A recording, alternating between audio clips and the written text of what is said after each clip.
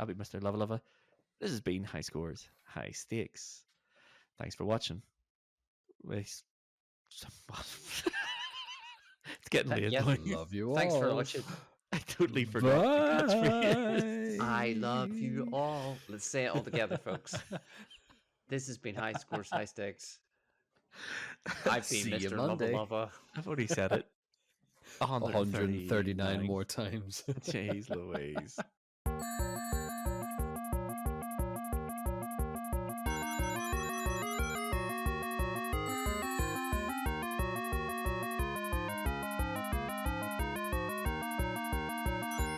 Hi, everybody, and welcome to episode 139 of High Scores, High Stakes, the podcast that's all about PlayStation and celebrating its past. I'm your host, as always, Mr. Lava Lava, and with me is my co-host. Evening, lover. It's Tomahawk here. 139, like 11 off. that's just dawned on me there. As soon as you said it, I'm like, wow, we are, as you say, we're 11 off 150. That's another Yeah, milestone. Like, wow, you think yeah, we've been man. doing this for a while? Yeah, some might say too long. Too long is right. I mean, the fact that people have stuck with us, and the good thing about indie podcasting is that nobody can cancel you. No one, unless we do something really Really bad. controversial. I mean, this episode it could be one of those. Part one, at least, anyway. Yeah, that's a very good point. So, yeah, we have a lot to talk about tonight, Tom. So, I'm prescient of time, and I don't want to waste our listeners' time too much tonight because our topic tonight is our celebration in at the last minute, in before the final whistle, our celebration of 30 years of PlayStation. So, what we're going to do is we have created a list of the 30 best PlayStation moments over the last 30 years. And we have put them in order, rank order from 30 to number 1. So because this is going to cover a lot of stuff, we've decided this is probably best as a two-parter. So this is part 1. I This love is a good part 1. two-part episode. Like the only other one we did was the franchise showdown. And you know, when you get into these sorts of things, like this one is actually quite good because we've all done separate lists and we've kind of just categorized and averaged everything out, and there's not much fighting. This is now the definitive stuff has been done offline effectively, whereas the last one we fought hard for. Yeah, we did. Yeah, for positions and places. Like, so I'm excited about this one because I think from my list and your list, they are very much like what we categorize as iconic, very different and in very different places as well. So I think there had to be a lot of compromise going into this one as well. So this is just three schmucks. I mean, yeah, this is basically it. I think it's really important before we get into the meat of this episode. This is our list, and if anyone disagrees with it, tough. All right, nah, no, that's what a cool podcaster would say. But I'm a massive nerd, so if you disagree with it, why not, rather than just hurl abuse at us in the comments or wherever you're going to do it, why not in the comments write your list of where we went wrong or what we didn't include that you would have included, because we'd love to hear it, because the PlayStation has an extensive history. It's like 30 years, a very, very, very long time. What we consider iconic, Tomahawk, as me and you have discovered this week in the back and forth conversations, another person may not consider it iconic because maybe they weren't alive for it, or that's it. Maybe they just forgot it ever happened. But anyway, no, that's it. There's stuff you said I'm very much at the tail end of my thinking as well. So yeah, it's interesting to see when we get into the conversation proper where we kind of evaluated a lot of these moments. Then yeah. But so housekeeping. Let's go do that. Before we get into the meat of this episode, Tom, let's do some housekeeping. Who are we? What do? We are High Scores, High Stakes. When we're in season, we are the internet's only competitive PlayStation podcast, where myself, Tomahawk, and our other host, Cardinal Smith, compete against one another in a PlayStation Gaming Challenge League. Every week we pick a game, and we play a challenge in that game. The winner of the challenge gets 3 points, second place gets 2 points, third place gets 1 point. Whoever is top of the league after 12 weeks wins the coveted High Scores, High Stakes Cup. Beautiful. When we're off season, like we are right now, we talk all things PlayStation, all things gaming, where we just discuss video games, topics, play some fun quiz games like we did last week with Leoric with our Jeopardy quiz. We just do every week is just a completely different topic, and it's like a completely different podcast. And at the last Monday of every month is our Game of the Month series, where we pick a game, play it through the month, come back here and deep dive review it. That is going to be out in 2 weeks. One time record Time of release. Be 2 weeks, yeah. release. Yeah, so 2 weeks after this episode, and it is, of course, the big one, Cardinal Smith's Game of the Year 2024. The only Cardinal Smith Game of the Year that was given that award the year it released. It is Team of Sobeys Astrobot, and I'm very, very, very excited to talk Astrobot. I really am as well. Now, but if you haven't, check out our Cyberpunk episode. We did that for November's Game of the Month, and a lot of people had a lot of thoughts to say about our thoughts on Cyberpunk. Yeah, well, there are thoughts, folks. Don't care. I'm going nuclear. I like sassy. I like sassy lover. He cares not about other people's opinions. No, this is great. Well, I'm sorry. More, please. Your opinion is different from mine. Sure, just let me change it to align it to you. It's not how our opinions work, folks. All right. But anyway, if 1 hour ish of this episode isn't enough to satiate your high scores, high stakes need for the rest of the week, make sure you visit highscoreshighstakes.com. There you'll find every episode we've ever done, miniature game reviews for every challenge game we've ever played, and a whole lot more. highscoreshighstakes.com. And with all that being said, Tomahawk, it is time to tell me, what are you playing? I can talk about this one because there was no embargo on this game that I've been playing. I got a little sneak peek into. I say sneak peek because it's already been out on PC and Xbox. I got to play Arrow 2. You Black did. Void Edition. The Black Void Edition. Beautiful. I had a absolutely fantastic time. If you don't know it, it is because I certainly didn't. It is a railgun rhythm shooter. Phenomenal. Yeah, I would say it's a on rails shooter, not a real gun shooter. Sounds like it's just a big, massive cannon flying through space. I feel as if it wasn't far off from from what I was playing, because I went and asked for the code. That was all well and good, and the team were so good and came back pretty much straight away and were like your vibe, like your energy. Here it is. Let us know. As soon as I said I'll be streaming it and doing a few videos and stuff on it, they were like, all good, brilliant. Let's can't wait to see that. I had a blast. I think I played that for about 2 hours, completed open quotes there, like the base game. Mm-hmm. I have literally not put it down all this week, and I kind of want to put it on the big TV with the big surround sound speakers and just see how that, because it felt so good in the headphones. The beats, the music, just the soundtrack. I've been following the dev team and stuff like that, the publishers, and they've been live streaming on Twitch, their Twitch channel, the DJs and all of the artists who curated the soundtrack, and just had them on a 12-hour stream of everyone doing all of their tracks and sets for the game, and it was it's so good. It was so good. Yeah, the visuals were pretty awesome. The shooting mechanics is pretty good, and it felt like I was just kind of playing Guitar Hero with laser ball. Guitar Hero Lilac Wars would be the best way I could describe it. Yeah. From what I've seen of it, it looks very much like, to me, Amplitude meets Res. Yeah, 100%. I had a combination, by the way. I had a blast playing it, because I think even you yourself were in the stream, and I think you were saying that the team who made this were the team who sort of worked behind DJ Hero and stuff as well. Some of the members that worked on DJ Hero and the later Guitar Hero titles. But yeah, no, here, what a resume.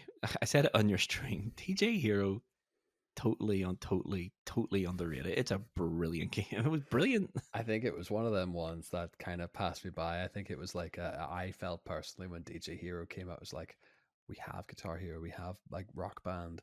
Why do we need this? What niche is this trying to accomplish here? But yeah, you got it. You played it. You Sherry got it. I just played it a lot with him. Not my genre of music, but the track list was great. I can picture that, actually. Sherry just in his bedroom, just working away. So yeah, I had a couple hours playing that. I've been dipping into it and trying to like try it on the newer, harder difficulties as well because it's so much more unforgiving. Um, but yeah, that, and I've been playing Astrobot, which we will discuss in a couple of weeks' time. So that is what I've been playing. Beautiful, beautiful. We have a latecomer. Welcome, Cardinal Smith. I Hey was guys. so trying to hold it together there, and I was like, I just saw my screen flicker and went, "Oh dear, what's happening?" I have come. I mean, this is the miracle of like the edit and the online recording as well. But welcome in, Cardinal. It's like you've been here this entire time. I have been watching, waiting for you to announce that you've been playing Astrobot at last. He heard Astrobot and he arrived. That's how. Is this how we get you to come to records now? just all I see is say Astrobot. Text messages so backwards. Always it goes Astrobot. Cardinal's like, I must go now. You rang. I have been called. But Cardinal, welcome, mate. Hi. You're just in time to answer the question. What are you playing? Well, love it. Let me tell you, I got myself a PlayStation Portal. Ooh, yes, new gadget, and I mean, my PS Plus renewed on me, so I guess I'm streaming games and I'm going through the PS Plus library. What do you do when you get a new piece of hardware to play games on? You play the latest, freshest game, don't you? You do, of course you do. No, play you Final don't. You Fantasy go back VI, to an old one you played loads, and you start streaming Skyrim just to look at it. Oh, okay. This explains a lot then on the PlayStation. What are you playing screens? Then I was like, why is Cardinal? He knows that he's going to come onto this record, and you know he's going to stir up lava with an Elder Scrolls title. Look, I mean, hey, I'll be off it in a day. It's fine. I'm not taking the bait. That's all I'm saying. It's Christmas No? time. I mean, look Yeah. at the festivities right here. Join me in Cyrodiil. Anyway, it's good fun. Good fun. But yes, how is the hardware? You give me a quick review of it. Is it good? Is it not good? Has it changed your life? I find the streaming very good. Like I am playing this first person, well, open world RPG, but it's fine. Moving from room to room, it'll sort of shutter, lose connection, and you just open it up again in that room, and it's fine. Mm-hmm. But yeah, it's okay. It's kind of weird because you can play anything on the PS Plus library, which is I wouldn't have bought it without that. Like just remoting to the PlayStation. I like this idea that you play Skyrim, it crashes, you restart it, it's fine again. So it basically is like playing Skyrim. It's captured the Bethesda vibe. The essence of the game. Todd Howard is in the room with you, just telling you to upgrade your hardware. Todd, this is brand new. You should have bought a game console capable of native gameplay. No, Todd. No. That's not how this works. Please be easy. It's Christmas, Todd. Love is on a roll here tonight, so controversial opinions are flowing tonight. Just FYI. I'm attacking everyone tonight. No, I'm glad you're here. No, Todd deserves it. Todd's got a target in his back, and he put it there. Oh, yeah. Good. He put it there, and he keeps it there. But anyway, what else have you been playing apart from Skyrim? Anything good on the PlayStation Portal? Have you tried Gran Turismo on it yet? Do you know I haven't, but I'm going to because there's a new Gran Turismo expansion came out yesterday. Yes, there is, right? Yeah, there is. That's why I was asking. I thought you might have pre-purchased and played it, but no, you're only a part-time fan of Gran Turismo 7. I'll get on it. It's hard to put the steering wheel into the Portal. It's hard to plug it in. How do you got to plug the VR headset into your Portal? The PS then Portal. The pedals, exactly. Yeah, it's going to be more work than. Thank you, Tom. You understand? Yeah, I mean, I feel foolish. I should have known. Known. Just take the steering wheel on the bus. Tether your phone. Anyway, could you do that? Could you do a day in the life of Cardinal, just taking your VR headset and your pedals everywhere? Just at the cafe. Oh dear. Yeah. Here, I mean, well, love it. It's a pleasure to meet you both. I want to hear about you though, and I want to hear about what are you playing. I haven't been playing very much Cardinal, so I haven't. Boo. We've been bringing the Christmas spirit into the house, and we've been very, very, very busy to be fair. But I have found time to steal a few moments here and there. I haven't played anything on PlayStation, but I've been playing my Steam Deck a little bit. And I've been playing 2 games on my Steam Deck. The first one is Service with a Shotgun. Now, I'm playing that to review it. The review is coming very, very soon, by the way. I have Oh, check it very, out. I have thoughts about this game. Thoughts. Good, because you're reviewing it. And I would like to think so. Yeah, this video Yeah. would be really boring otherwise. It is a game. Yeah, it's interesting. It's interesting. I don't want to spoil the review video, but Okay. it has, in equal parts, infuriated me and entertained me. And I don't know how I feel about it, but I have a lot of thoughts about it. But that review is coming very soon. Hopefully, by the time this comes out, it is either around the corner or it has just released, but it's probably around the corner. But it'll be out this side of Christmas, and then after that, it'll be Catanaut. Catanaut is coming pretty swiftly after that one. But yes, I've been playing that, and I have been playing because I watched I say I watched a YouTube video. A YouTube video auto played on me, and it was a review of the original Soul Reaver. So Okay. I'd be like, I must play Soul Reaver again. So I did. And yeah, it's great. It's great. The story's great. The voice acting's great. It's aged.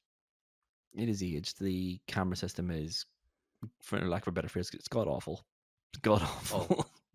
It's always the way going back. It was Yeah. normal at the time. But I might just buy the remastered versions and see if that improves things any, or just modernizes how you move the camera, because you only move the camera left and right in a horizontal Yeah. plane. There's no vertical change. Wow, love it. But That's fascinating. Anyway, Final Fantasy 16 is on sale at £18 right now. it is, yeah. And you don't need to remaster that stuff because it's going to remaster you. Yeah, I don't think it is. I don't think it is. L3R3, accept the truth, lover. He's not going to stop Vance, until you accept the truth. I think after until Expedition, you. Well, you've got Expedition 33. There's only so much Ben Star you can have at one time. I mean, Or there's is not there? nearly enough Ben Star. I've had my Ben Christmas star up on the house for the last week now. Mrs. Tomahawk only just realized it's there. He was up for 5 days. It's too late now. He It's too must late stay. now. He has to stay now. Squatters' rights. But anyway, we're getting off track. Cardinal, I'm glad you joined us because you're just in time for the main meat of the episode, which is, of course, our definitive list of the 30 iconic PlayStation moments from the last 30 years. So don't go anywhere because we're going to be talking about that after this. Okay, gentlemen, we are here because we have composed a list where we have took what we believe to be the 30 most iconic moments in PlayStation history. 30 of them. Count them on your hands. Why 30? I hear you ask, dear listener. Well, because it's 30 years of PlayStation. So we It makes thought sense. 30 things, 30 years. It all makes sense. It's called synergy. And that's why we're podcasting and you aren't, listener. What? But anyway, we've got a lot to talk about. All right. So let's just get stuck in. This is part one, as I said at the start. We're going to be covering 30 to 16, and then next month is going to be 15 to numero uno. So we have back and forth this quite a lot over the last couple of weeks. And we have, I think this is a pretty solid list. So, number 30 of the 30th most iconic moment in PlayStation history is Halo and other Xbox games coming to PlayStation. Why is this iconic, gentlemen? It effectively ends the console war, doesn't it? I know that, like, It does, yeah. for a brief minute, I'm going to talk about Xbox here, where they announced that we're not going to do consoles anymore, and this is an Xbox, and this is an Xbox, and you can play your Xbox on a PlayStation now. Evidently, that's Microsoft's marketing strategy now. And then they just kind of went, well, you know what? We'll give Sony Gears of War, and we'll give Sony Halo. And I think it's just fallen into Sony's lap here that they've just been like, we own all the market share now. Yeah, And I plus, it's mean, the yeah, freshest thing anyway, so it has to go number 30 on the list. yeah. I think it's massive. I think Huge.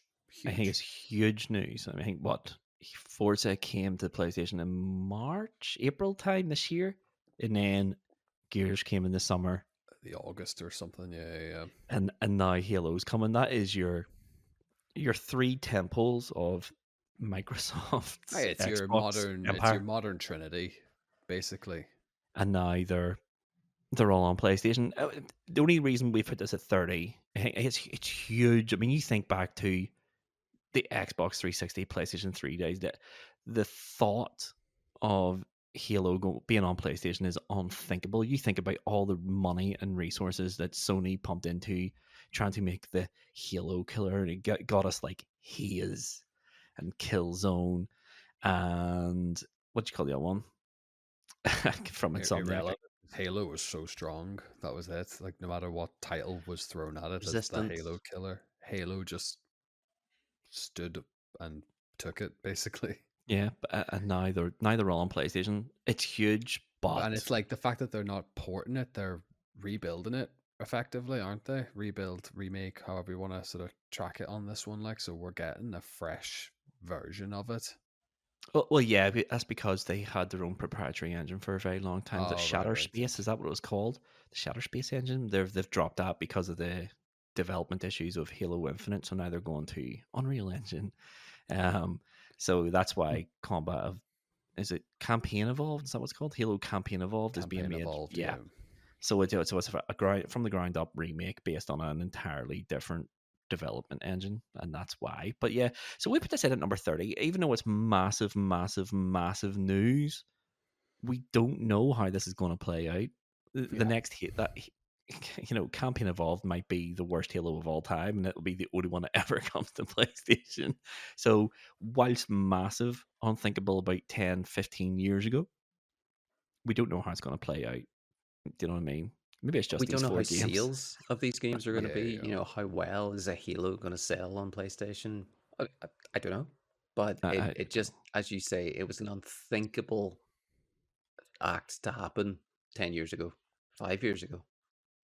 Yeah. Plus, I think the news was only announced like early to mid-November as well. So it's the newest thing to happen. So it can't go any higher than 30th in my humblest of opinions. Like, I agree. As soon as Forza was announced earlier the year, it was just a matter of time before the others came. Halo was going to happen. Like, yeah, absolutely. And there'll be more after this now. Yeah, I think everything's coming. I think Microsoft are giving up the ghost on console exclusivity. It's far too expensive to sell a game to a potential user base of 35 million consoles. Still a huge number, but the vast majority of your customers, you've spent the last 10 years telling them not to buy their games but rent them from you, and you've devalued your own games to a point where your 35 million people are unwilling to spend money on your games. So it makes no fiscal sense to make these massive high budget games and not even sell them to your customers, but just give them for £30 a month. So yeah, it's a rod for their own back. But yeah, at number 30, the 30th most iconic PlayStation moment is getting Halo and other Xbox games. So now we're on the number 29. 29 was a controversial one back in the day. 2001, I'll never forget the day when Metal Gear Solid 2 Sons of Liberty dropped and everyone lost their collective minds.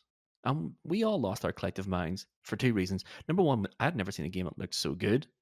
And number two, you're not Solid Snake in it. So at number 29, it is Raiden being the main character of Metal Gear Solid 2. A bait and switch of the highest caliber, in my opinion, and one of the most Kojima things that Kojima has ever done, Cardinal. The opening for Metal Gear Solid 2 is incredible.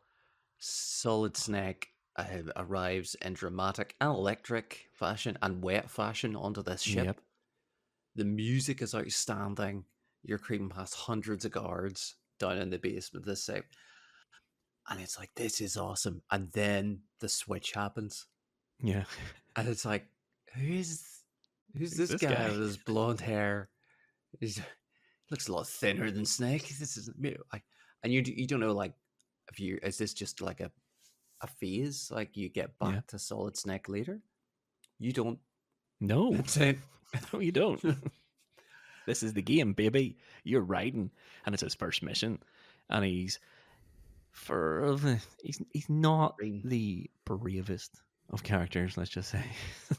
No, he's like the second most incompetent spy in the Metal Gear series after Solid Snake and Metal Gear Solid 1. It's like, what is a ladder? Use the ladder, Raiden. Even at the very start, where it's like, we're changing your code name, Snake. We're going to call you Raiden. He's like, Raiden? Yeah. So, yeah. Yeah.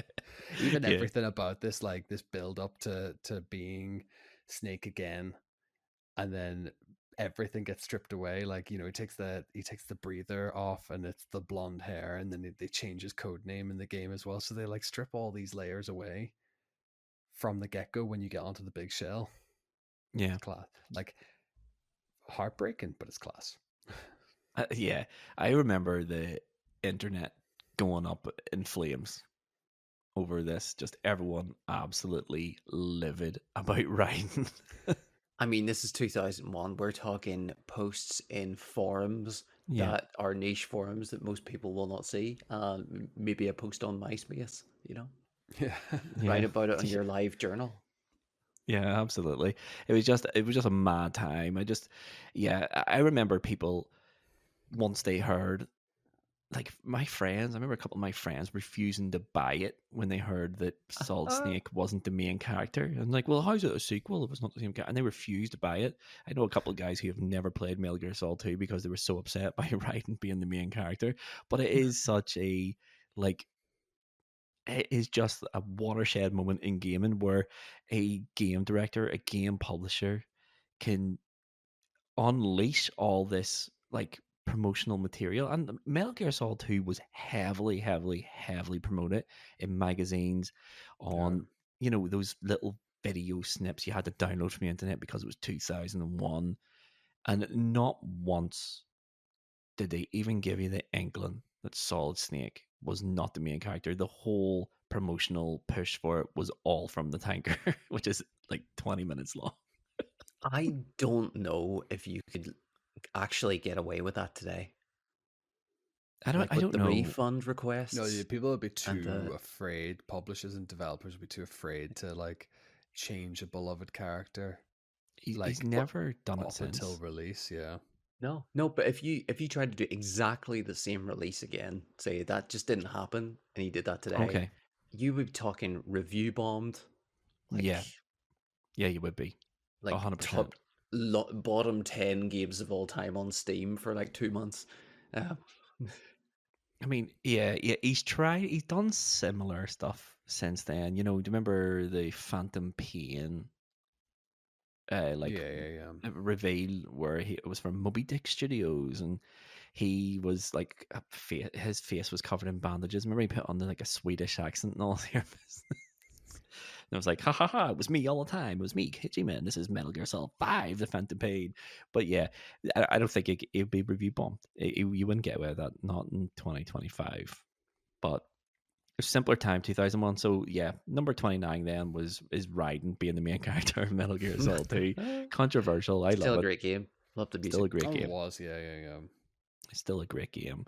But let's go to 28 then. And 28 is just quite simply Astrobot. If we're celebrating PlayStation's 30-year history, there is no game that does that better than Astrobot. Yeah, it's incredible. Like a full circle kind of moment for PlayStation. I feel now, and this is kind of like a prelude to some of my thoughts going into our Game of the Month episode, that it's like, it is the humble platformer kind of making this resurgence on this sort of big anniversary cycle as well, and they've pushed him to the moon, and rightly so. Yeah. I don't even think they've tapped into what they should tap into Astrobot yet in terms of marketing and everything to go with it. He is the modern day like Sony mascot for the next 15 years, I think. Yeah, but think they've only just started releasing like PlayStation bundles with an Astrobot on the cover or like at the game. Mm-hmm. Yeah. There's not much in the ways of like toys and merchandise or anything to do with Astrobot yet, but the game It's has been huge. The game hasn't dropped in price until this like Like last month. like a Black yeah. Friday thing, or you get a random sale item on it. Like it is a full price game. Effectively, there's a 60-70 pound game on the PlayStation Store forever. Still, and Yeah. what was it? Was it 2024 release? Yeah, it was last year. Yeah, 24. Yeah, yeah. Yeah, yeah. But I think when I think Astrobot, first thing that comes in my head is just it's not Astrobot himself. It is everything that he represents, and he's like that little. That game has given me such a glimmer of hope that Sony clearly remember their old franchises, Yeah, yeah. and I really, really, really hope that they do something more with it than just a little, I don't know, Parappa the Rappa themed bot in These this no, these game. homages and stuff. Yeah, you want like them to Yeah, honor them, but act on it, if that makes bring him sense. back. you're Yeah. right. You're right, but you say that, and then since early 2024, you will start to see classic PS1 library games appear on the PlayStation Network Yeah, that are those so that I've yeah, never yeah, yeah. seen on Agreed. the PSN before. Yeah, So yeah. I mean, Astrobot's just. I've never played a game that makes me so happy. Oh, I It is. smile every time. Even playing the Playroom, I was like, "This is great," because it was just a tech demo, effectively. And then playing full title Astrobot, I'm like, this brings me so much joy, Yeah, and I don't know why I smile because like sometimes you just yeet him off a platform just to see what the death animation might look like. yeah. Oh, I just have damage. so much fun playing that game. But yeah, I no, will say Astro. there's some games don't bring me can never bring me the pain and suffering that Astrobot has brought me in trying to Yes, get the platinum trophy. But those symbol levels are really hard. uh, um, but no, yeah, I think it's just Astrobot. But I was playing it with Little Lovin' not that long ago, and my biggest thought about it was I wish Sony did more of this, like games that you can sit down and play with your kids, like as a family, like a family game, and it does everything right. The game's of the highest quality. It does enough to bring in new fans, and it does more than enough for us oldies who remember all these characters back in the day when they all had their own games. It's just, yeah, there's no better way to celebrate 30 years of PlayStation than having Astrobot, which celebrates and puts center stage the last 30 years of PlayStation history and pulls it together in such a high quality package that, in my opinion, it points out Nintendo's Nintendo. What a way to celebrate it. Brilliant, Yeah. brilliant, brilliant. So 28 then was Astrobot. 27, 27, most iconic moment in PlayStation history is the original PlayStation adverts. The one that I remember. Whenever I think PlayStation adverts, I think of this, and it is the Society Against PlayStation Adverts, commonly referred to as SAPs. And for those who are either don't remember these or are too young to remember these, um, this is the public service announcements type advert about these SAPs trying to warn the public about the dangers of PlayStation. The dangers being it's just too good, the graphics are too good, and it will blow your children's minds. Do not let them play PlayStation. This is, for me, a fantastic campaign. It is a fantastic campaign. It Oh yeah. really showed, because I know everyone bangs on about the Sega does what Nintendo don't. They were exclusively a North American advert. We never got anything like that. Our advertising laws would not allow that to happen on TV over here. You're not allowed to mention competitors and things over here.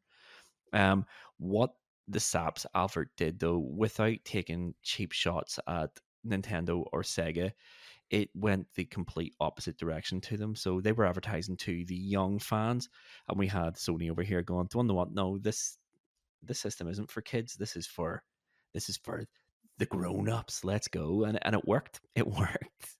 It worked. I mean, 30 Yeah. years later, I'm still talking about these adverts are brilliant. brilliant. I love it though because like you could easily like upres that, reshoot it, and do it as like a full blown 2025 infomercial as well, and it would still have the same kind of, give it that same parody effect of a public service announcement and go, oh, like, this incredible graphics and these incredible like load times and all your games and stuff like that. They're going to be so good, your children will just can't put the controller down. I feel as if the adverts need to be that again. Yeah.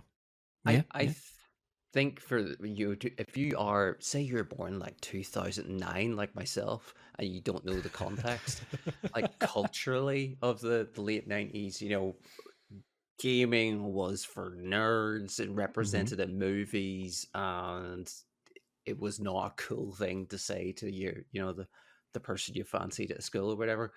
uh so it was playing on that, and it was playing on that kind of judgment and fear of being exposed that way. So, marketing masterpiece. I just love what the really fella's in the lab coat, and he's got, this is your regular human teenager, and here's your regular human teenager who plays the PlayStation. Yeah. You just having the monkey just thrashing the controller, but just like I'm very late to the SAPS party on this one, so I had to watch these like all on YouTube like a couple of weeks ago when you started suggesting them, and I did. I had a good chuckle at them because it was just like you're 48. I know there. Ironic. I was that lovable teenager in the advert. But no, what a great advertising campaign. I said it, I think, in our Christmas memories, that when the PlayStation and the Sega Saturn came out, the one I wanted was the Sega Saturn. But those adverts for the PlayStation were incredible. Incredible. Just, this looks like a waffle maker, but if you open it up, it has a danger donut.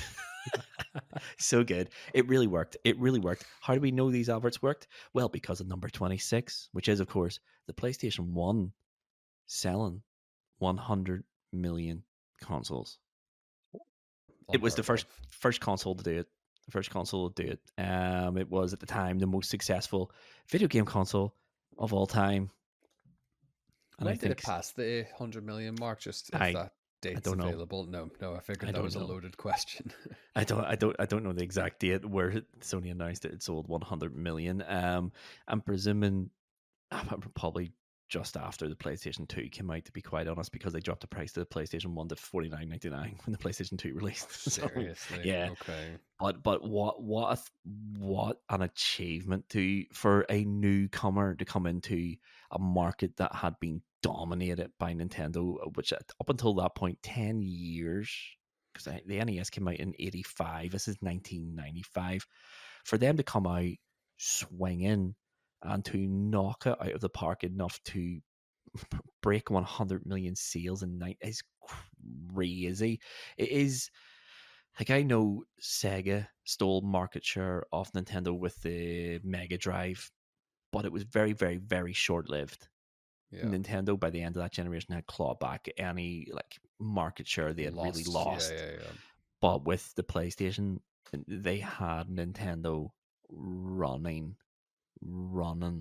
Like, the PlayStation was the most successful games console of all time, and I think the N64 sold 30 million units, and the Sega Saturn sold 20 something million. You combine those two consoles, it's two biggest competitors, and then multiply their combined sales by 2. That's the PlayStation. Yeah, exactly. I've just had a wee look as you were chatting there.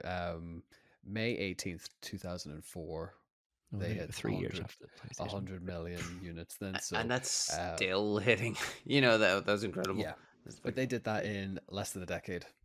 Yeah, they did that just shy of a 10-year life cycle of that console. So like that's insane. Yeah, like it is, and then to double both your competitors combined is insane. Spoke volumes as well. Yeah. Like, I mean, yeah, it's insane, and it set the strongest possible foundation for Sony to push on with the PlayStation 2, and to be fair, they've dominated gaming, the console gaming, since 1995, and it doesn't look like that. It doesn't look like that domination is going to end at all, and it's just incredible. Just it's incredible.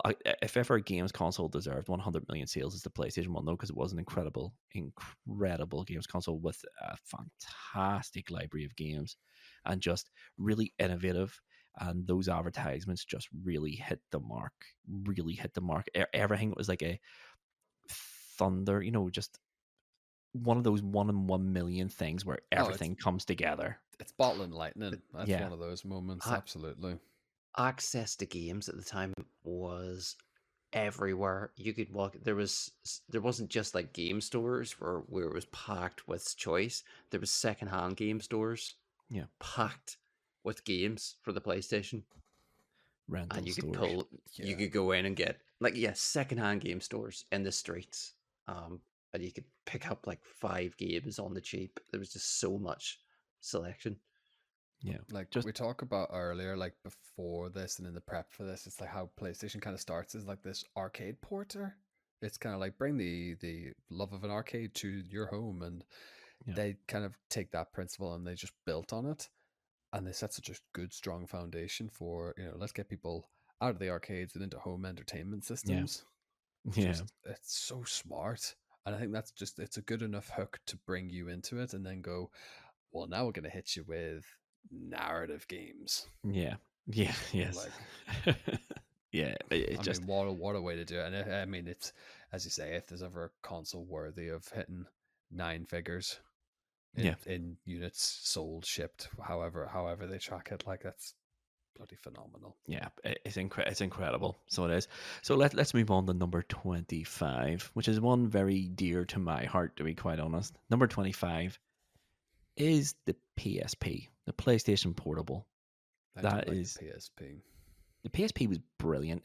So for me, the PSP was so far ahead of its time. If you the way I think about the PSP is, it is the great grandfather to the Nintendo Switch. It was a handheld. Yeah.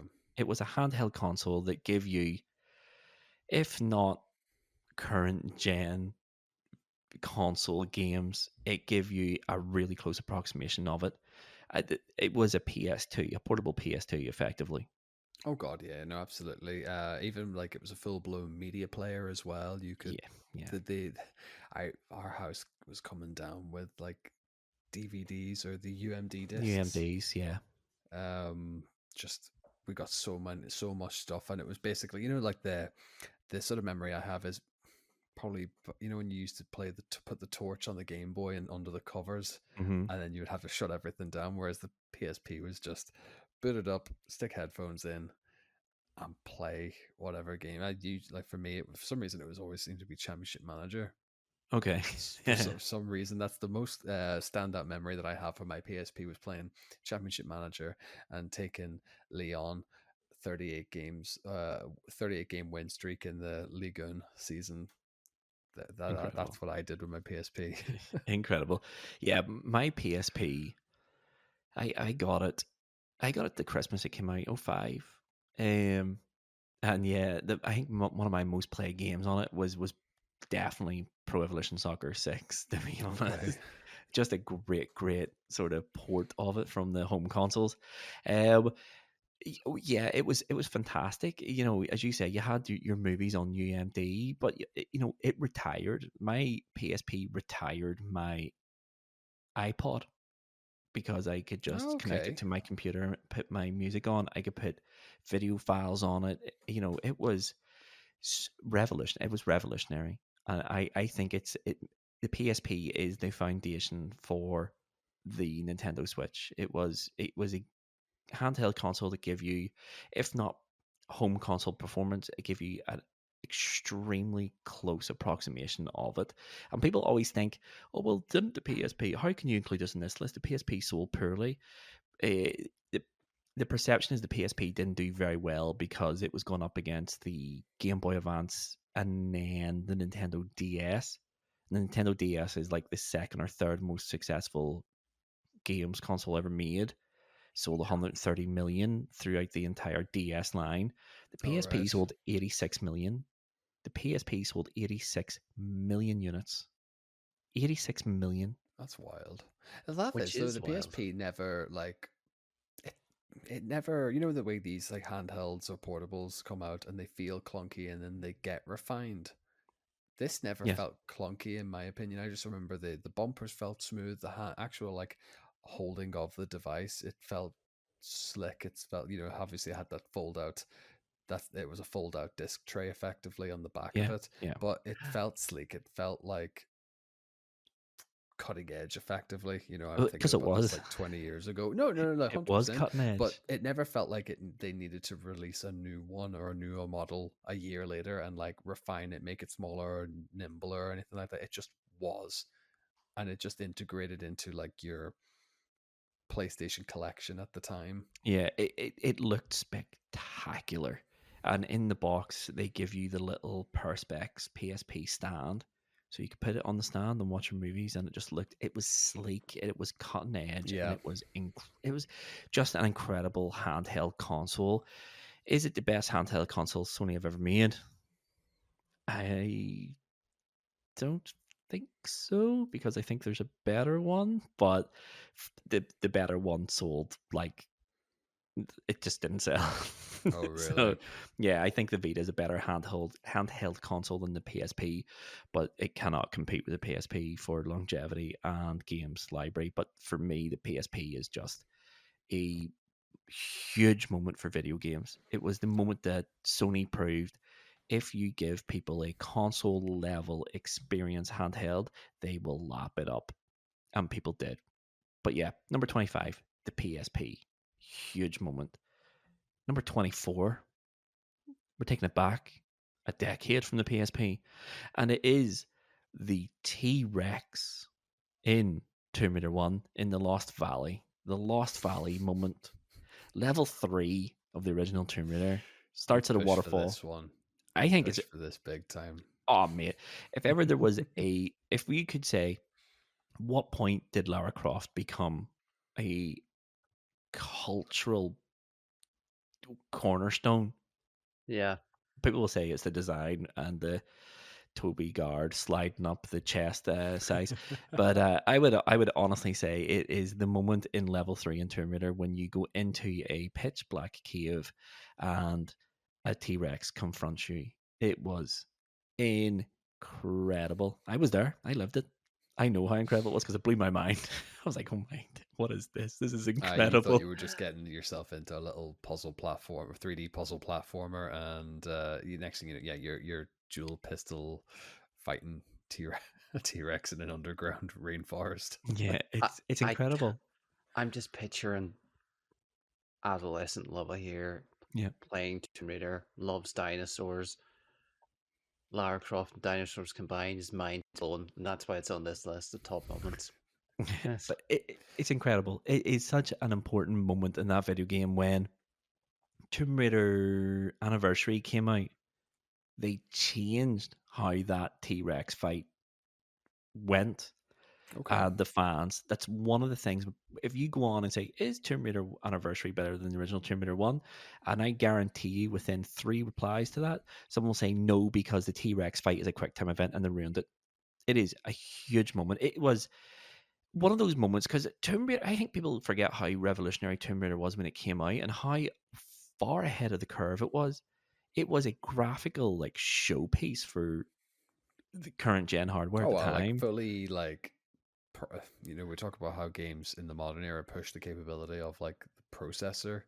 I would fully agree that Tomb Raider, especially in that situation, is fully pushing PlayStation's one's capability at that time. Yeah, what they thought it was capable of at the time. Yeah, it is a graphical showpiece and it is an incredible gaming moment because it is.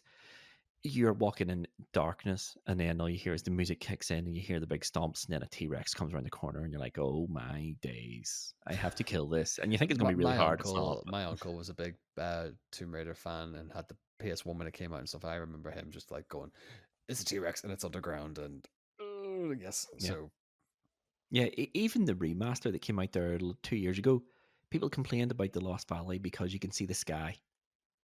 Yeah, it's no longer underwater. How has no one seen this dinosaur before? It is so important that 20 years later, people are still complaining when they change it. It is an iconic PlayStation 1 moment. Absolutely iconic. And it cemented Tomb Raider as one of the best-selling games on PlayStation, and it pushed Sony into forcing Eidos into making the next 2 games PlayStation console exclusive. Personally, one thing that stood out with Tomb Raider was my experience of protagonists who jump from platform to platform and you like grab, hold on, pull themselves up, Yes. or Yeah. stretch out and climb up a bit of netting was 2D up until that point. I'm talking old school Prince of Persia. Prince of Persia, yeah. And other games like that. It's sort of like action and, grappling up things. And then suddenly, boom, here's Lara Croft, fully 3D, animated graphics. But it was like a different world. But It hey, was. PlayStation moment, dinosaurs. Yeah. So let's move on to 23. And it's another gaming moment. And it is, of course, Journey. We like Journey on this Cinema. podcast. We do. We don't mention it an awful lot, like, but I think when we do, it has these very moments of poignancy.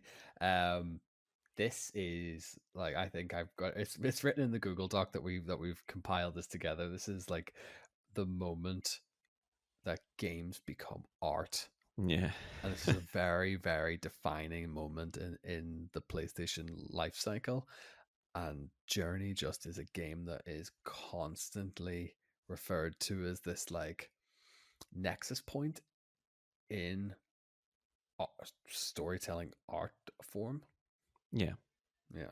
Yeah, it's just a great game. Hugely important game for Sony and the PlayStation 3, really.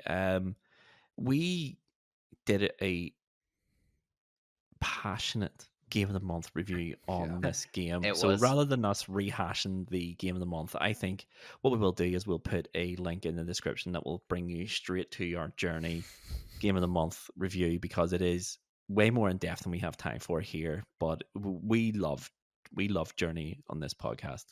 All 3 of us. I know Sherry loves it. He, sometimes says it's one of his favorite games of all time. But a really important game for PlayStation 3, and video games as a medium. You know what I mean? 100%. If you try to summarize it in 3 words, then what would it be? For me, it would be simplicity, art, and connection. Oh, that's a good one. Sand gets everywhere. I think, yeah, tranquil, connection, art. Oh, big, yeah. It is a huge moment in the 30. I mean, it's 23rd in the list, like, but it still this is. Just shows you. It shows how you many big moments we have. Yeah, it just shows you how much Sony have influenced the indie industry, if anything else. It says more about PlayStation than it does Journey, it being at number 23. But that's enough at 23. Number 22 is one of the most infamous gaming trailers I have ever seen. It was top to bottom lies. I am, of course, talking about the Killzone 2 E3 trailer of 2005. Which, now, if go ahead first. If memory escapes anybody who's listening to this, what trailer that was, just type it into Google, watch it on YouTube. It's the one when they're on the flying craft. It's like Saving Private Ryan when they're going to the beaches of Normandy, basically. But it is, this is what the PlayStation 3 can do. And it's like, no, mate, the PlayStation 4 couldn't do what that trailer was showing right there. It was what they call a bull shot, which is just, this is what we hope to achieve. This is what we think we would be able to achieve. And of course, when the game came out, they did have that specific scene in it, but it was nothing like this trailer, because the trailer is very, very, very high resolution. It's running an extremely smooth frame rate, and the texture work is just incredible. And the lighting, wow. I remember seeing that trailer and going, oh my days. They have just told us that the PlayStation 3 is not coming out for another year. I will gladly wait for that. And is then I think one of those games that, because of this trailer, is now why all gaming trailers have not indicative of the final product. Is this basically because of this? Then wow, okay. I mean, this wasn't the only game that did it. Like, I think Watch Dogs did it too. Mm-hmm. The reveal in 2013 for Watch Dogs was bullshit. But That's what they're called, the Turns out bullshot No trailer. Man's Sky was a bit like that too. I mean, yeah. I think No Man's Sky was aiming too Different high. reasons. Yeah. Whereas I think Killzone 2, I think it was done in the best possible sort of intentions, but it was top to A bottom huge lies. missell. Yeah, Yeah. top to bottom lies. It was incredible looking. If you haven't watched it, just type in Killzone 2 E3 05 I trailer. think this is another one to put in the show notes below. Just Yeah, I will. Any of these like big hitter moments, I think we just need to bring people's attention to, because I have watched this and I do recall this advert being super like, It if looked they pull this incredible. off, if they pull this off, it's going to be unbelievable. And Killzone's not a franchise that ever really grabbed me or anything like that, but I do recall the graphical downgrade, we'll call it. I mean, Killzone 2 still looked amazing. Oh It no, just didn't no, I look don't like doubt this. that, but it doesn't look like, the expectation and reality are stark Very different differences. things. Yeah. The only Killzone I've ever really truly enjoyed was the PSP one, but that's enough of 22 and lies. Killzone franchise for you Killzone fact finders out there: 11 to 12 million copies sold across the franchise of all time. Oh, that's not bad. Fair. That's not bad.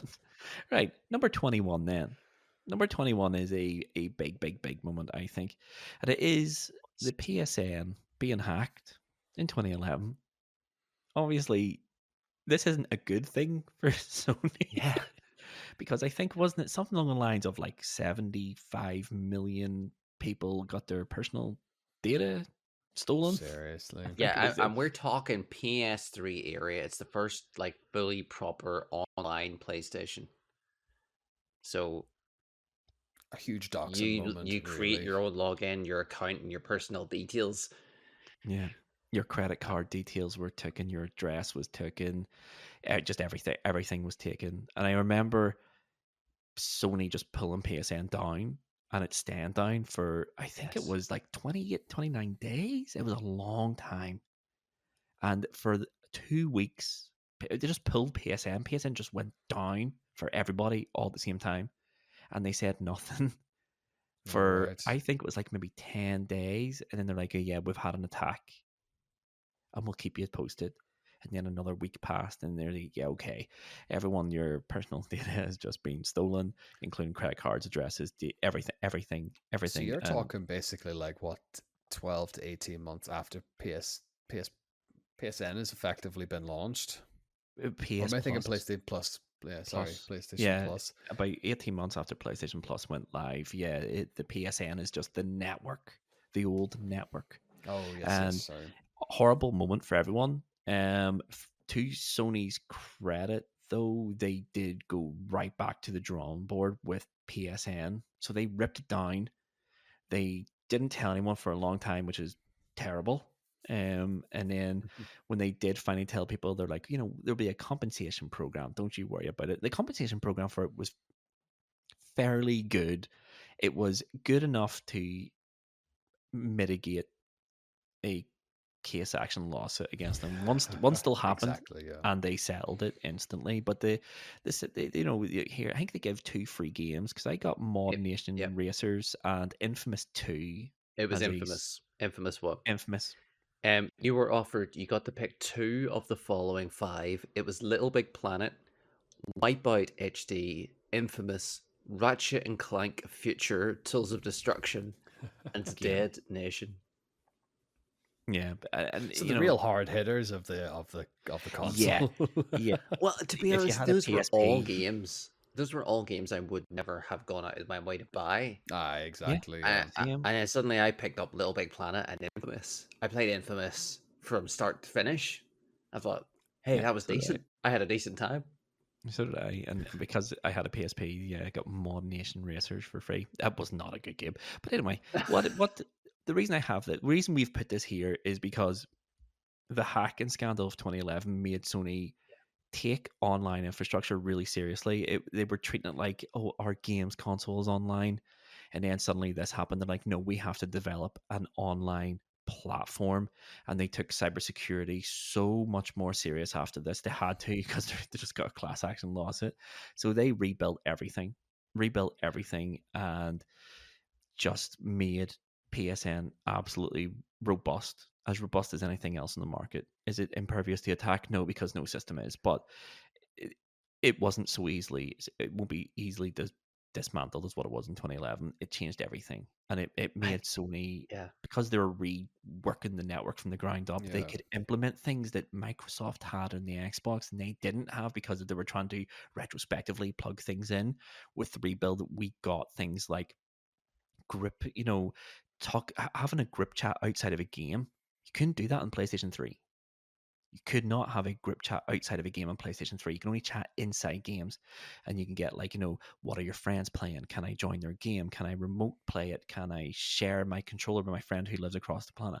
All that stuff comes in the back of this hack. They redrew their entire infrastructure network, bulked up security, and introduced things like two-factor authentication way before other manufacturers were making that mandatory. Okay. And So they like they've been change your able password. to implement a lot of positive Yeah. changes off the back of this then. Yeah. And That's it fair. changed. I think it changed the direction for PSN, because people don't remember how bad PSN was on PlayStation 3. You want to download a game, that's grand, but you can't turn your PlayStation 3 off. Can't put it on rest mode. Keep it on. And it'll download the game extraordinarily slow. And then all of a sudden the PlayStation 4 comes out and it's, wow, it's really good. But yeah, the PSN S- hack, I think, is huge. I don't. Slight tangent before we go into number 20, but you remember when PSN went down, like was it last year? Or maybe it was early this year. It was down for about 2 days, Yeah, and yeah, yeah. everybody went mental because they couldn't play their PlayStation anymore. And it was just like, offline games still exist, kiddos. Yeah, you can still play games. They just won't update, and you won't get your achievements and stuff. But here, it's all good. But yeah, number 20 then. Number 20, let's take it a bit more. It is Kratos unearthing his blades of chaos in God of War 2018. What a moment. What a Because, moment. yeah, because like Please tell me more about it. so God of War 2018 kicks off with it's the start screen, and it's just a picture of a tree with the handprint, and you hit start, and the first thing that happens is the axe hacks into the tree. It's the first time we see the new weapon. Yeah. And then we're met with Kratos and all that kind of stuff. Fast forward to about the midway point of the game. I think it's after Kratos, the midway point. It's near the end. it's like, well, start of Act 3, we'll call it Yeah, then. yeah. Kratos has to make a decision because Kratos has left the life of a bloodthirsty, homicidal god behind him. He has buried the Blades of Chaos. He has put that life behind him. He's realized now that sometimes he has to kind of let the beast out. And there's just that moment where it's like, it's the whole in-game cutscene, and he like digs out from underneath the founds of the house, and he winds the chains up on the hands, and Mimir, your little headless guardian, is on your hip, and he's like, this is a different kind of magic. And you can hear that thumb of the Sparta music kicking in, Yeah. and you're just like, you're getting Kratos as everyone knows him Yeah. And in then this like PS4 space. and it was so good because Oh, you all of a sudden God of War 2018 started playing like God of War a hack and 3. slash. It Yeah. was awesome. It was an awesome moment. It was just the drama behind it, of him running to the house and then shoving stuff out the way, and you're like, what is he getting here? And then he turns around and he has the blades, and you're like, let's go, let's Because go. there's a What a lot to great like moment. unpick in that scene, because he has the Leviathan axe and everything's kind of, he knows he doesn't want to pick the axes up. He does, the blades up, as I should say. The camera does this incredible 360 pan around him, and you've got the shadow of Athena in the doorway, who's Yeah. like constantly at him saying, "You can't escape your destiny. You can't escape that you are the god of war. Let's like be reasonable here." And he kind of does this like moment where he like resigns himself to it. And he's like, "No, but I'm going to be better." Mm-hmm. But I'm gonna have two badass weapons at the same time. Like it just kind of, as you say, you jump back into the hack and slash vibe. Yeah. And I It's to that point, I thought we're getting Kratos in a whole new light. We're gonna get the Leviathan axe the whole way through, and we're just gonna build on that. And then the fact that you're like dual wielding yeah. two different weapon classes at this point, it was like the game could have just turned on its head in Yeah. an action and narrative style as well. It's just a really Awesome. nice bridge between old Yeah. God of War and new God of War, and it bridges the two together, makes it feel like a coherent sort of franchise because it was a big change. The God of War Oh yeah, when 2018 they is went straight into the Norse stuff, and then they kind of they bridged that section of the game into like leaving the Norse stuff behind, or like leaving the Greek stuff Greek. behind, and then bringing in the Norse vibe was really really cool to see. Yeah. Yeah. So I think it's a great moment. It's a great moment. It's one of the most, it's probably the most memorable moment of 2018 God of War for me. Oh yeah, For me. But Sounds yeah, awesome. go so play it. that is, yeah, go play it. It's on PSN. So that is number 20. Number 19 then is another advert. It's another advert. Well, it's another ad campaign.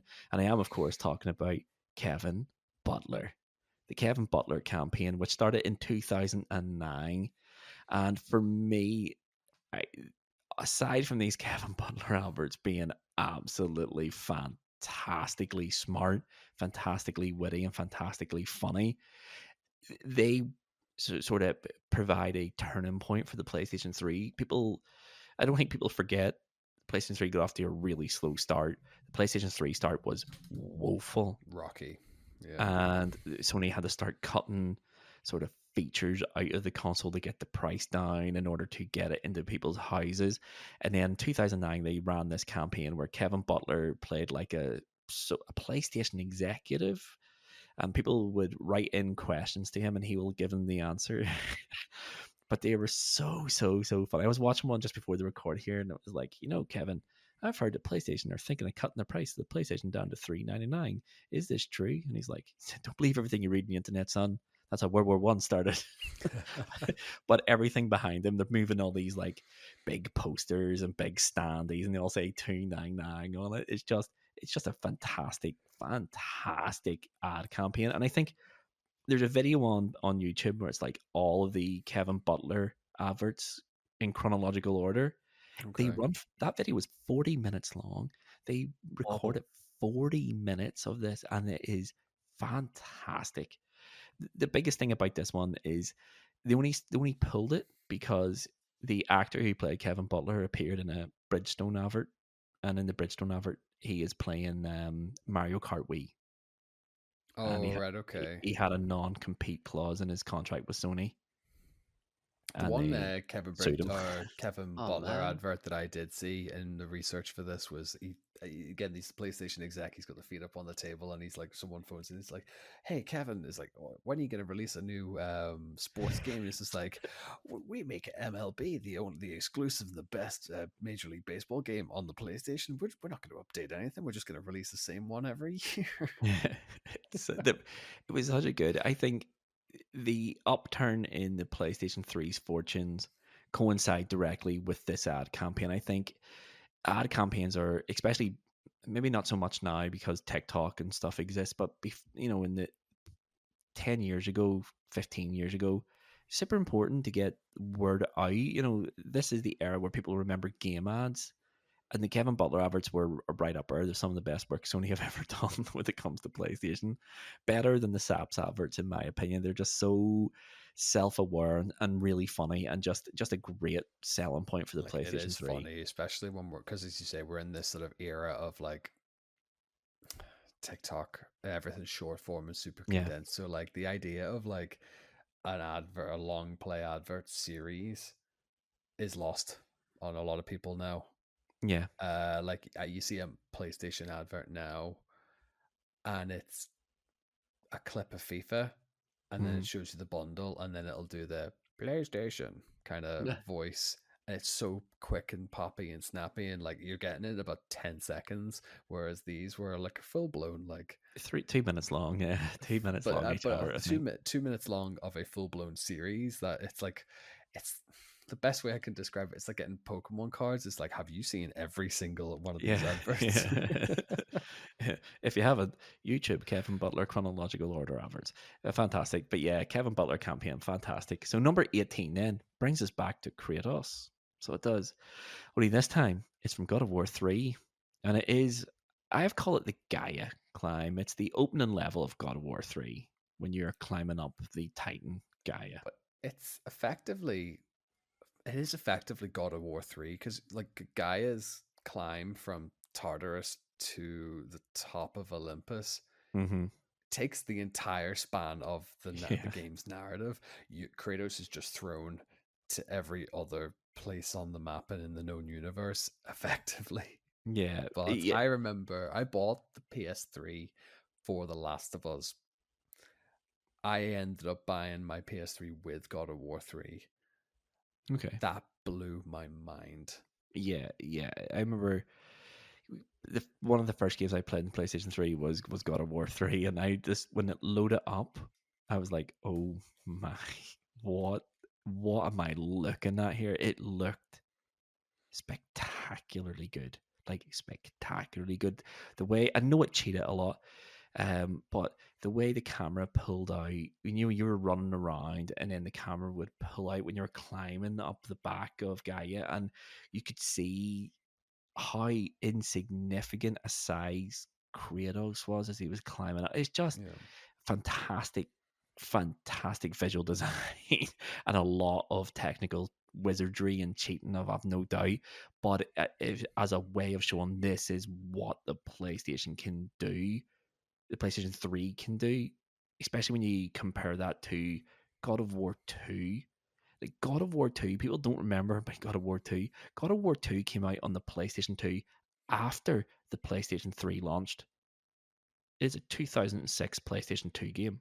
What, sorry, no, my brain can't quite compute that information there. God of War 2 was released after the PlayStation 3.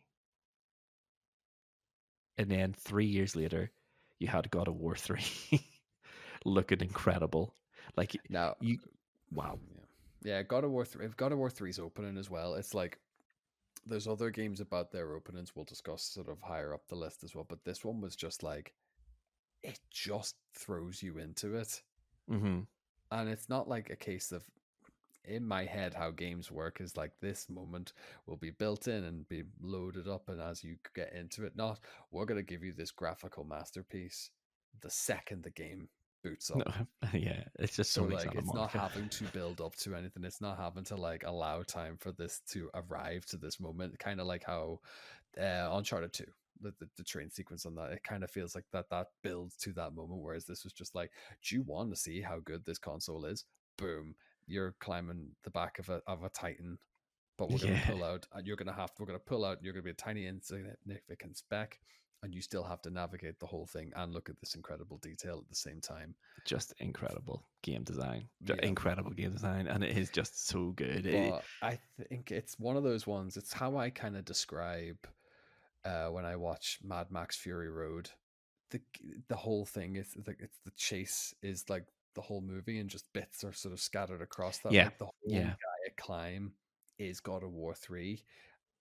Fighting Helios, fighting Poseidon, going back into the pits of Tartarus is just kind of little flavor bits, but the main essence of the game is this Gaia climb, and I think it's awesome. Such a bold way to play a game. It's such a bold way to structure a game as well. That's a lot of talk about climbing. All I'm hearing is Metal Gear 3. What a thrill! And you're climbing a lot, and that's what I picture in my head because I've never played any God of War game. Oh, yeah, you really should. You'd love them. But anyway, this isn't like a secret loading screen. You're actually like full control, fighting enemies as you do control and doing this. Are you climbing for a long time at any point? We call it a climb. There's parts where you're physically climbing. There's other parts when you're on flat ground, running up stairs or running around. But all the while, Look, what I like is a long climb, like a Metal Gear Solid 3 ladder climb, a Final Fantasy 7 original stairs climb up the Shinra building, 60 flights. That's what I like. You like sneaky loading screens and not having to do much. But anyway, we're getting off track here, gentlemen. Number 18, God of War 3, Gaia Climb.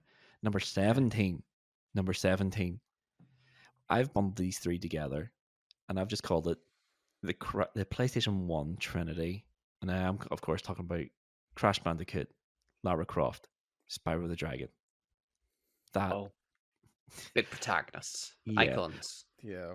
We all Like, know that the console itself is meaningless and worthless if the game's library for it isn't something really good. Crash Bandicoot, the Terminator series, Spyro the Dragon made Sony and made the PlayStation a household name. Everyone had them. 100%. I know Spyro's kind of fallen to the wayside a little bit now, and like Crash Bandicoot and Tomb Raider have kind of just gone into the world of cross-platform, that kind of Yeah. thing now. But they were the household names. They were the ones that were bundled with every PlayStation in its early days. Like, they are cornerstones Yeah. in the industry, effectively. Yeah, Big on it's demo discs too. huge. I think it's really funny because people always associate the PlayStation with Crash Bandicoot, Lara Croft, and Spyro the Dragon. Reality is, not one of those three characters are a Sony owned character. Not one of them were. You know, Crash Bandicoot was owned by, I think was it Warner Brothers. Lara Croft obviously was Eidos, and Spyro the Dragon, I can't remember who owned Spyro the Dragon, but Activision bought the rights to Spyro. But none of them were PlayStation original, as it were. But these are the three that people remember. When people say, what's your favorite game on the PlayStation? There's a high chance they're going to say a Spyro the Dragon, a Crash Bandicoot, or a Tomb Raider game. A very high chance. All three of them appear in the top 10 best-selling games on PlayStation 1. They were huge. They were cultural touchstones. Like, Crash Bandicoot was the original PlayStation mascot. He was. I remember you well saying it in episode 1 too. He was incredible. And then Spyro the Dragon came, and Spyro the Dragon, for many, was a higher quality game than Crash Bandicoot. I think it's debatable. Both of them are extremely high quality, very different genres of platformers, in my opinion. And It has a more of a narrative to it, I suppose, where it was like a bit more structured as a narrative, or as a platforming game, whereas Crash was collect fruit, smash boxes, ooga booga. Crash Bandicoot was much more of an action game. Spyro the Dragon was more like the Rare style collectathon platformer. Yeah. So it was. But just what like, I think we could probably extend this to the library of the PlayStation, but I think these three really were the pinnacle and sort of the three sort of eras of PlayStation. The early era was dominated by Crash. Basically, if you think about, because you could talk, like, you've got Solid Snake, you could add to that list, Cloud Strife, that kind of way, for like the sort of later titles. But Spyro, Crash, Lara Croft, they're there day one. They're there in the console's inception, effectively. So yeah, just incredible. So it is. And really high quality Spyro games. later to the party 1998 and 18th on the all-time PlayStation 1 sales. 18th. Crash coming in at 7th and 8th for its first two games. Tomb Raider coming in 9th. Yeah. Well behind your Gran Turismos and your Final Fantasies, but a great trio, guys. Great trio. They deserve to be there, and they are iconic and memorable. Yeah, agreed. So that brings us on. This brings us on to the last Not already. iconic moment for this week. This week. So this is number 16. And number 16 is quite simply PT. Where is it? Playable trailer. You can't get it anymore. This is how good it is. Unless it is still preloaded onto your PS4, you can't get this anywhere. This was effectively the Silent Hill reboot. Yeah, Silent Hills. Yeah, this is the Hideo Kojima led Silent Hills reboot starring Norman Reedus. Horror walking simulator, if you will. Yeah. we didn't know what it was. That's the thing. Nobody knew what it was. I think he says I think he said since that he doesn't think that the full game would have looked like that. It was just a concept of proof of concept of his style of horror, what he wanted to achieve with Silent Hill. PT, I think, I famously recorded a Let's Play of PT way back in 2014. I and remember it well. the recording, it was lost to annals. The only thing I got was a very short section of my voice, and it was a scream, and it became your ringtone for It's a still very no, long. no. It still is my text alert to this day. 11 years on, it is still my text alert. I don't have my phone ever on loud for fear of getting a text message, but But PT was I've said this a lot this episode. It was a cultural moment, and it was like, PlayStation exclusive teaser for a game that at the point of its release was to be greenlit, and as of 2025 was cancelled and will never see the light of day. yeah, it's a weird one because I kind of have this very much a what if moment that, like, what if we got Silent Hills? Would we have ever got Death Stranding, No, I don't or think so. would Death Stranding not be pushed until like this? Like when Death Stranding 2 came out in 2025 as well, would we be getting Death Stranding 1 effectively now while Kojima goes on this Silent Hills trip? Would Death Stranding look completely different? Now would he use Norman Reedus again as an asset that way? Like there's a lot of what ifs in this, and again, you can't get it on the PlayStation Store. People sell their PS4s with these incredibly marked up prices Yeah. because it's got PT loaded in. If you delete it, like once, I think this is the case now. If you delete it from your PS4, you can't get it There back. is a way. There is a Oh, way. there is a way. There Right? is a Okay. way, Well, but it requires circumnavigating Sony's online terms and policies. So it may, if you can find it if you Google how to get PT back on your PlayStation, but the proviso is you must have originally downloaded it. Must you must have held a digital you must license at one already point. have the license, yeah. But But it it's something that just like a game, a demo, a nothing, a proof of concept, as you say, that has just sent cultural shockwaves through. I mean, I, yeah, I think it very much it sparks more of a what if moment in gaming more it than propelled anything. some, I say smaller. It made some YouTube careers. PT allowed people to break into that horror sort of let's player that was being dominated by PewDiePie and Markiplier. I think Jacksepticeye got a lot of following after playing PT. Lots and lots and lots of YouTubers made their big, the big. I know Big breaks and stuff big from it. break with through PT. PT was just it was just one of those moments where you had a game and it looked like PT looked incredible. It looked photorealistic. It looked Yeah. photorealistic. It just looked incredible. It was terrifying. It had secrets left, right, and center. And even getting to the end of the 20-minute demo, you had to do the most obscure things. You had to do the most Because it's just a obscure things. corridor loop, wasn't it? But you'd go Yeah. into the rooms that off shot, and you had to like look at certain things in a certain order, and maybe answer the phone or don't answer the phone. And I think a lot of people were like, "You have to walk into the next room backwards, otherwise you'll Yeah. get jump scared." And it was like, um, it's a laugh though because we now have this moment where Hideo is like splitting his assets in Kojima Productions. He's got his exclusivity deal with Sysint going into PlayStation. He has OD, OD. which I feel as if is going to be this sort of spiritual successor to PT Yeah, I think OD. with Jordan Peele. It's very what if moment. You have this very like if PT doesn't come out, does Resident Evil 7 go first person? Yeah. You Yeah. kind of have to use 2014 this proof of concept demo as a if this doesn't exist or if this full game does get exist or does release, what does this mean for like survival horror going forward? Is this the new blueprint? Yeah. Kind of is. It effectively is because that's how Resident Evil 7 remodeled their entire like way that they play the game. Yeah, it is one of those. It's a It's an enigma legendary. moment. It's a legendary demo. It was a demo, and people still talk about PT. There's still an online campaign. Bring PT back.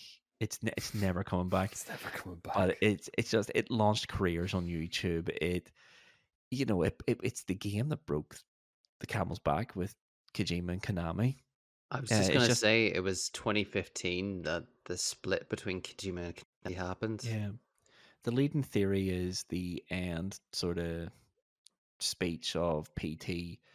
You know, Daddy wasn't home very much. He just did the same old thing. You know that there in the radio that people there's a theory saying that is It's a Kojima swan how he song, felt like, yeah. of in Konami being forced to make Metal Gear Solid after Metal Gear Solid. But yeah, number 16, and to end the first half of this list, I told you we had a lot to talk about, and just seeing the recording time, we've talked a lot. But number 16 is PT. So just to recap through 30 through 16. So 30 was Good. Halo coming to PlayStation. 29 was Raiden being the main character of Metal Gear Solid 2. 28 is the Astrobot series. 27 was the SAPS adverts. 26 was the PS1 selling 100 million. 25 was the PSP. 24 was Tomb Raider 1, the T Rex moment. 23 was Journey. 22 was the Killzone CES trailer. Um, 21 was PSN being hacked. 20 was Kratos unearthing the Blades of Chaos and God of War 2018. 19 was Kevin Butler PlayStation adverts. 18 was God of War 3 Climbing Gaia. 17 was Crash, Lara, Spyro. And number 16 was PT. So this is a very long one. So we are going to pick this up and go from 15 to number 1 next Monday, folks. So what we want is you guys to tell us, what would your top 3 iconic PlayStation moments of the last 30 years be? Tell us in the comments below, wherever you're watching or wherever you're listening to this, what would be your top 3 PlayStation moments of the last 30 years? And whether or not we've mentioned them so far, you never know, your picks might be coming up. But let's get to the wrap-up section, gentlemen. That is it, gentlemen. Another episode all wrapped up, but not the topic. Part 2 is coming. So drink plenty of water over the week. Save your voice, because next week is 15 to number 1. And I have a feeling we're going to have a lot more to talk about when it comes to the top half, even though we had a lot to talk about already. There's some huge, the seismic Big things hitting in the moments. top Like, 15. I would be surprised if between record times we're going to talk about shifting some items as well and moving. I feel as if that top 15 is a little bit lucid at the minute. I think it's great. Oh, no. I think it is great. No, I There's 100% more. think it's great. There's But more I think can talk about but I in think part there's 2. stuff But to shift. I think there might be a few little positional changes. Just I don't think so, potentially. mate. You We're don't locked think in. so? Okay. We're Right. locked in. Right, okay. You We heard it locked it here. in. They said last. Never mind. Never mind. It's locked in. So I just want to say, as a shout out to something that doesn't feature in the top 30, our top 30, but I know is close to a lot of people's hearts, is PS3's own PlayStation Home, the little virtual social world where you could walk about and buy branded clothes for your avatar for no real reason and do nothing. For 6 years, it lived and it's gone. the God streets bless remember. PlayStation Home. Honorable mention. The streets there. remember. I think I had home on my list for a very short period of time. I was like, what am I thinking? But no, the internet loves home. PlayStation didn't know. It was too expensive. It was too expensive to run the servers. The server farm apparently was huge. But anyway, yes, next week, 15 to 1. What is the most iconic PlayStation moment over the last 30 years? Tell us in the comments. And we will be back to discuss our top 15, including our number 1. But anyway, before we go, all I want to say is, if you've enjoyed listening to this, or if you've enjoyed listening to us in the past and you haven't yet, give us a star review. Wherever you're listening to this or watching this, give us 1 star to 5. Whatever you think we deserve, that's what we get. If you want to leave us a written review, that feeds the algorithm of wherever you're watching this. That would be fantastic. And if you only do one thing to support us, then please make it hitting that share button and sending the podcast to someone who you think will like it. And that is the easiest way of supporting us. But I have nothing left to say, except I've been Mr. Lava Lava. This has been High Scores, High Stakes. Thanks for watching. We'll see you on Monday. Love y'all. Bye. Bye.